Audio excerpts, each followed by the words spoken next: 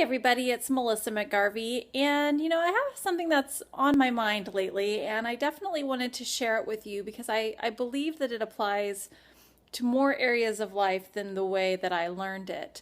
As a massage therapist, there are ways that we approach a dysfunctional muscle.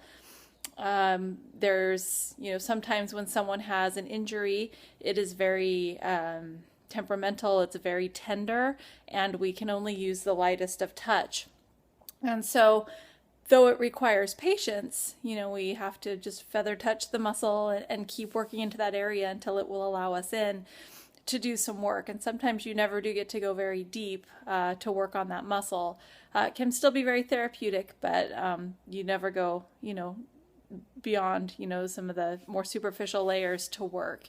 Then there's the very deep pressure, and where you just dig in and dig out the muscle and get it done. And that can be an effective way of treatment. Sometimes it can be more damaging than good.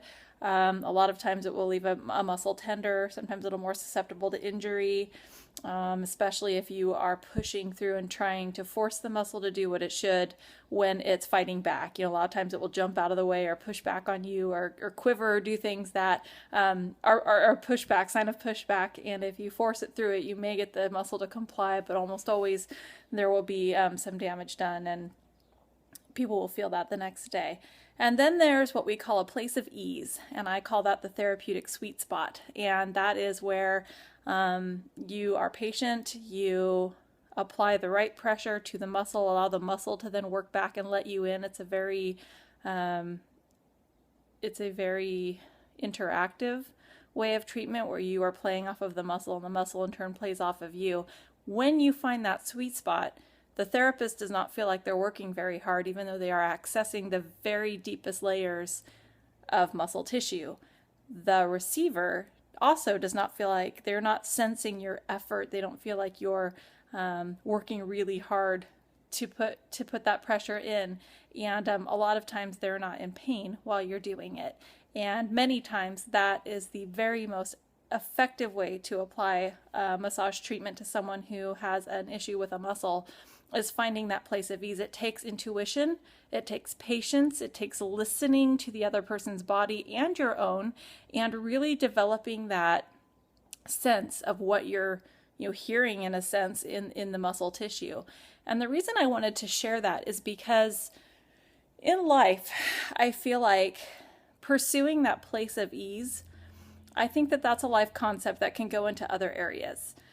So when you're thinking about your life, is there an area right now where you are trying to force it and apply too much pressure and basically push a square peg into a round hole and it's pushing back? Is it painful? Are you feeling repercussions from that because it's not working? Are there areas of life where you are treading lightly, where maybe you could be applying more pressure or doing more work in another way that would get you a much greater result? So in life, I would say, as I'm talking about this and areas that you're struggling with, I'm sure if there's an area that you're struggling with, that it's already come to mind, because somewhere, even if it's a subconscious level, we know what we're struggling with, even if we haven't found the words to voice it to our conscious selves. So my guess is something's come to mind. If not, maybe look and see what things cause you stress, what things keep you up at night. If you can't sleep and you're tossing and turning because you're thinking about things, those might be the areas that you need to just adjust how you're working to find that place of ease, that therapeutic sweet spot on your life where you will get the most effective work and not, cause pain or do damage in the meantime, And, I hope this helps you. It definitely helps me. I'm in a part of my life right now where I'm searching for a lot of balance, being true to myself, but also being efficient so that I can, raise my game to the next level, and be, start living up to the potential that I know is inside of me. And so that causes me to be very deliberate, intentional, and making sure that I am truly working on what's important and assessing to see if I'm doing it the most efficient way. I encourage you to do the same in your life. And so I hope this video has brought you value, and have a great day.